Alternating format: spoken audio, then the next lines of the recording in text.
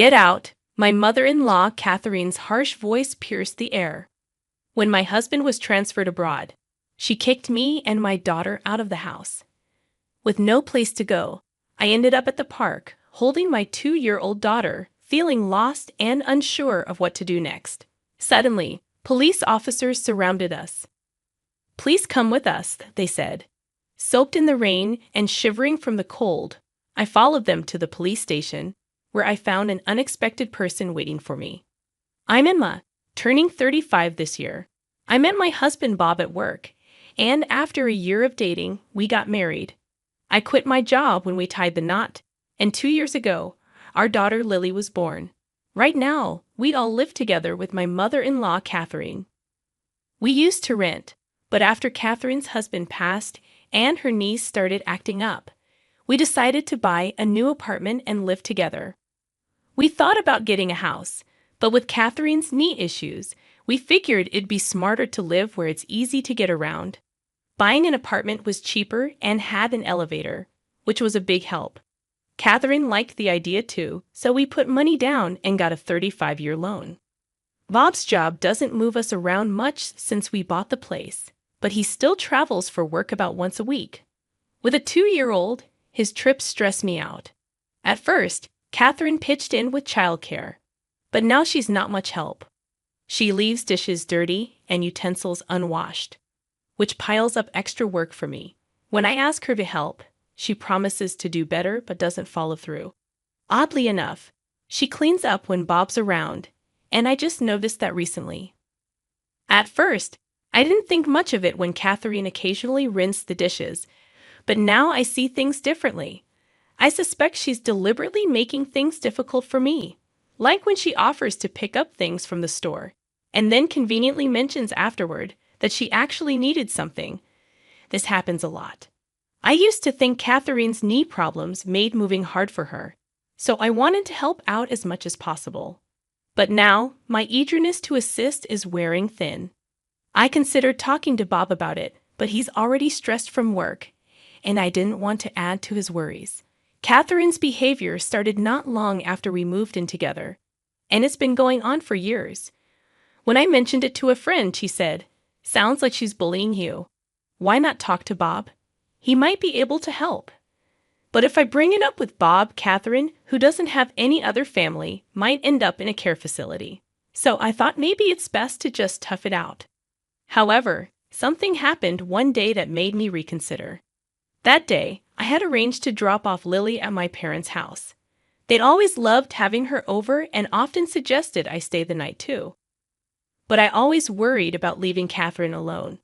After a quick chat with my parents, I headed back to our apartment where Catherine was waiting. But when I got there, I realized I had forgotten the keys. At first, I panicked a bit, but then I remembered Catherine was home. I tried buzzing her through the intercom, but there was no answer. I waited outside, thinking she might have gone out, but she didn't return. As it got darker, I decided to follow another resident into the building. I was sure Catherine wouldn't be out so late, but when I buzzed our apartment again, there was still no response. I waited a while longer, but still nothing. Finally, I heard a faint sound from inside, confirming Catherine was home. I kept buzzing the intercom, but she wouldn't answer. Feeling defeated, I booked a room at a nearby motel for the night, planning to sort things out when Bob got back from his trip. I got locked out. I explained to Bob when he asked what happened. He was understandably upset, but Catherine just brushed it off, blaming her hearing and joking about getting old. Relieved to be back inside, I grabbed my keys and went to pick up Lily from my parents' house. They offered their support, saying I could always come back if things got too tough. Their comforting words brought tears to my eyes, but I quickly composed myself before heading home with Lily. For a while, things seemed okay with Catherine. Then, unexpectedly, Bob's international transfer was confirmed. A permanent move, not just a business trip. We just bought a place, and now this international assignment. What should we do? Bob asked me. I hesitated, considering the stress it might bring to Lily, but ultimately decided it was best for us to stay in the U.S. Soon after, Bob had to leave for Europe. Although he was concerned, work kept him occupied, leaving me, Lily, and Catherine to navigate life together. Living with Catherine took a turn for the worse once Bob left for Europe, just as I expected. Her attitude shifted drastically. On a stormy day, when it was unsafe to go outside, Catherine blindsided me with a shocking request. "Now that Bob's away, wouldn't it be best if you and Lily found somewhere else to live?" she said bluntly. "Excuse me? What are you saying?" I couldn't believe what I was hearing. "I'd prefer to have the place to myself. I can't relax with strangers around. So if you could leave as soon as possible, that would be great," she replied, showing no remorse. I was stunned by Catherine's nerve. Despite not being blood-related, I had always treated her like family, doing my best to make our living situation comfortable. But to her, it seemed we were just unwanted guests. As I contemplated packing up and returning to my parents' house, Catherine's next words cut deep. "Why are you still here? Just leave already," she demanded, showing no mercy. Before I knew it, Lily and I were standing outside our own home, dressed only for indoors, as Catherine slammed the door shut behind us. No matter how hard I knocked, she refused to open it. Lost and stranded, I took Lily to a nearby park for shelter from the pouring rain. Without my wallet or phone, which were inside the house, I felt utterly helpless, unsure of our next move. Exhausted and freezing, I tried to keep us warm as we huddled together. With nightfall approaching and the cold setting in, I feared we might fall ill. Desperate for help, I considered the long walk to my parents' house, despite the distance. As I weighed our options, I noticed two faint lights in the distance. Squinting through the rain, I realized they were police officers approaching. Before I could decide what to do, one of them called out to me. "Are you Emma? And is this little one Lily?" the officer asked, catching me off guard with his knowledge of our names.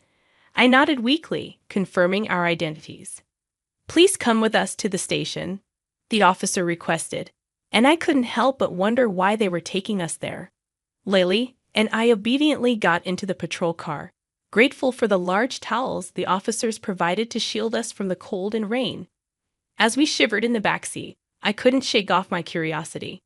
"How did you know where to find us?" I asked, hoping for some answers. "We'll explain everything once we're back at the station," they assured me. Exhausted, I soon drifted off to sleep, only to awaken later to find ourselves at the police station. Following the officers inside, I was taken aback to see Catherine and my uncle waiting for us. "Uncle, what are you doing here?" I asked in surprise. "Bob contacted me. He suspected you might be having trouble with his mom, especially since he's overseas," my uncle explained, shedding some light on the situation. "He wanted me to keep an eye on things for him," my uncle explained. Apparently, Bob had discussed this issue with him before, expressing his concern about not being able to be there himself while he was overseas. My uncle had spotted us in the rain earlier that day and had considered taking us in himself. However, he found Catherine's actions extreme, so he decided to report it to the police. That's why the officers knew where to find us and came to our rescue.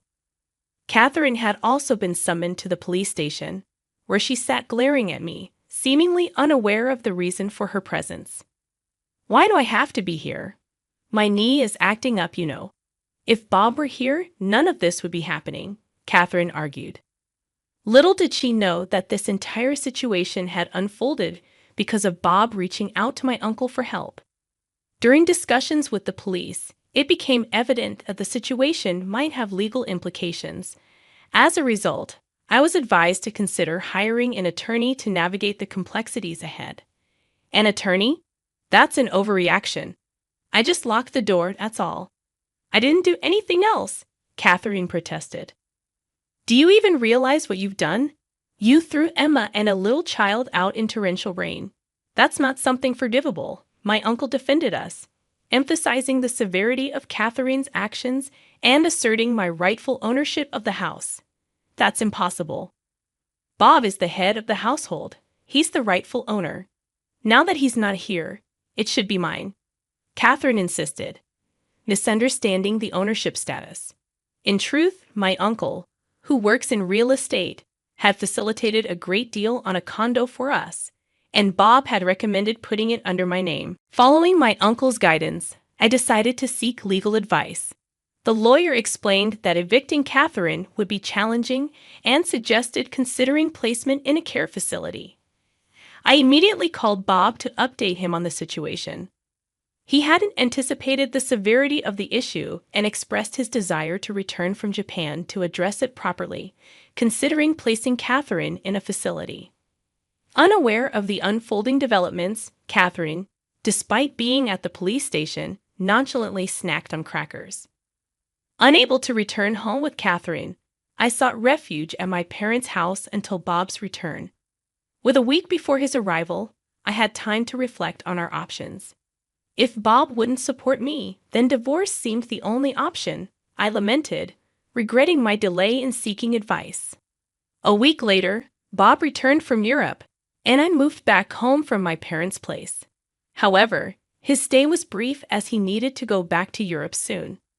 With limited time in Japan, we had to discuss our next steps. I heard some things from Emma's uncle. Is all of that true? Bob inquired as soon as we were together. Catherine adamantly denied any wrongdoing, insisting it was all lies and accusing me of plotting against her. Surprisingly, Bob seemed inclined to consider Catherine's perspective. Do you have any evidence to prove Emma's plotting something? Bob asked, seeking clarity. Evidence? Of course not. Emma, do you have any evidence?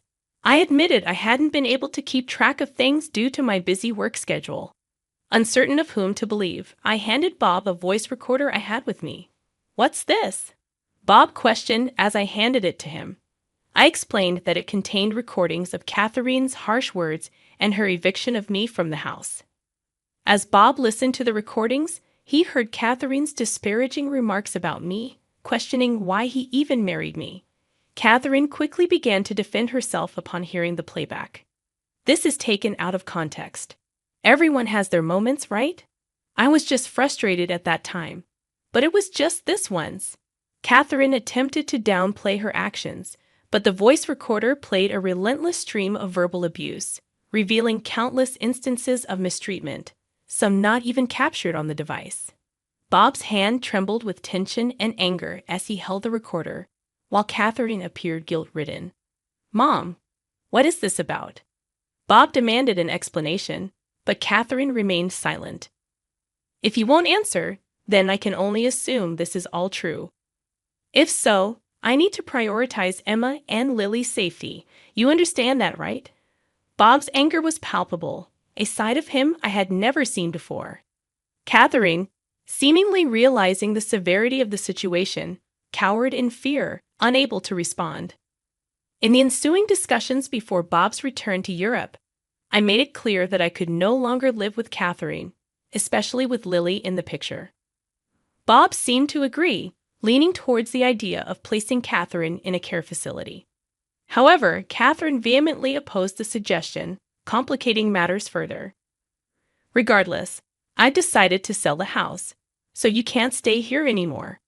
If you don't want to go to the facility, you'll need to find another place, Bob announced firmly. How dare you decide this on your own?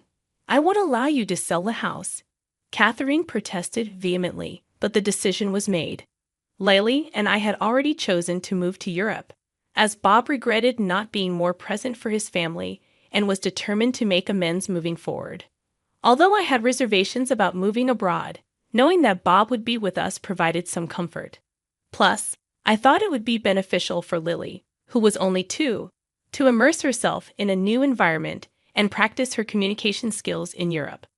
Therefore, selling the condo, which still had a mortgage, was the only viable option. Leaving it as it was would burden Catherine with the mortgage payments, which she couldn't afford on her fixed income. Considering her future prospects, it was essential for someone to be available to support her. Despite our best efforts, Catherine refused to move into a care facility voluntarily, so we had no choice but to arrange for her admission forcibly. I'm sorry, but I have to head back to Europe. Could you take care of any necessary procedures here? Bob asked before departing. With assistance from friends and family, I managed to complete the process of admitting Catherine into the facility. The staff there kept me informed about her condition, but it seemed she was struggling. While it would be understandable if she were simply feeling down, she was reportedly making things difficult for the staff and other residents. Before leaving for Europe, I visited Catherine to check on her well-being. However, she lashed out at me, accusing me of imprisoning her in the facility. She also vented her frustrations to the staff, criticizing the food, accommodations, and other residents. Despite apologizing to the staff for her behavior, they reassured me, saying they were accustomed to handling such situations. Despite the challenges and the mistreatment I had endured from Catherine during our time living together, I couldn't help but feel anxious as I embarked on my journey to Europe. Upon arriving in Paris, Bob greeted me at the airport, and we made our way to the apartment we had rented. While they say rents in Paris are steep compared to Texas, Bob's company provides a housing allowance, which allowed us to find a spacious and affordable place. Our neighbors in the building have been incredibly welcoming, despite my limited fluency in French. Just yesterday, one neighbor shared some wine and cheese with me, and in return, I offered them some homemade mac and cheese. In the meantime, I'm gradually picking up French alongside my daughter Lily, recognizing the limitations of self-study. I've also enrolled in a language school, where I've met other Americans new to France and formed some great friendships. Back in the States, my worries about Catherine often overshadowed my enjoyment of outings with friends. But here in Paris, I can savor leisurely lunches and fully embrace the city's charm. My main concern now is Lily, who is still too young for kindergarten. Typically, children here start kindergarten at 5, so I'm hopeful she'll pick up enough French by then. Thankfully, Lily seems to be adapting quickly. As Lily grows older and approaches preschool age, I'm considering re-entering the workforce. While Bob supports me staying at home, living in Paris has sparked a desire for new opportunities. Witnessing the ambition and confidence of people here has inspired me. I've even befriended a waitress at a nearby cafe who hinted at a potential job opportunity there. The cafe is popular among both Americans and locals learning English, presenting a promising avenue for me. Despite the challenges ahead, our move to France has strengthened the bond between Bob and me. I feel more empowered to express my feelings, and I'm confident that we'll face whatever comes our way as a family.